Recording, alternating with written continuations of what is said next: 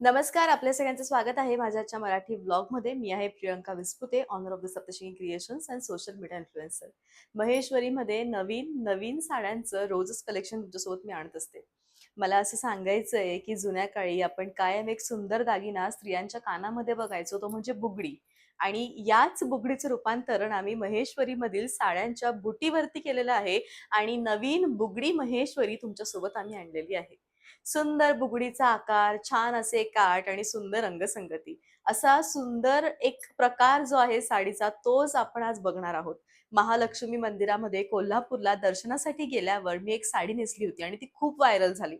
त्याच्या बुट्टीविषयी तुम्ही विशेष करून बोललात आणि मला तुम्हाला हेच सांगायचंय, की सेम हीच बुट्टी त्यावरती होती.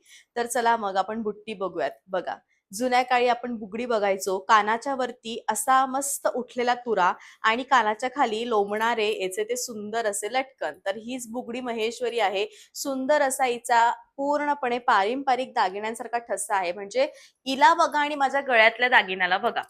सेम गळ्यामध्ये मी मुद्दामून इतकं पारंपरिक गंठण घातलेलं आहे, की तुम्हाला कळावं, की होय इतके सुंदर जे दागिने आहेत किंवा जुन्या काळचे जे विणकर आहेत त्यावेळी स्त्रियांच्या सौंदर्याच्या ज्या गोष्टी असायच्या त्यांचा वापर ते बुट्ट्यांमध्ये करायचे.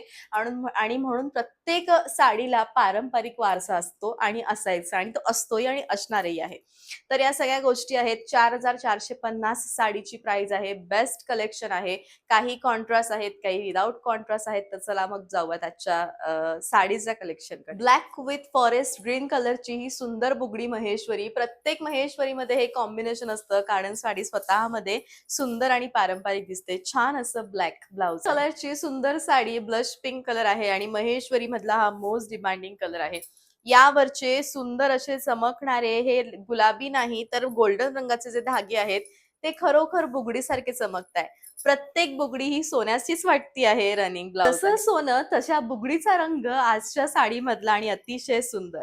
ज्यांना मी वेअर केलेली साडी नाही मिळाली त्यांनी प्लीज या साडीकडे जावं. हा अस्सल सुंदर असा रुबी कलर आहे आणि साडी स्वतःमध्ये सुंदर आहे. दिसताना उत्तम आहे, छान आहे.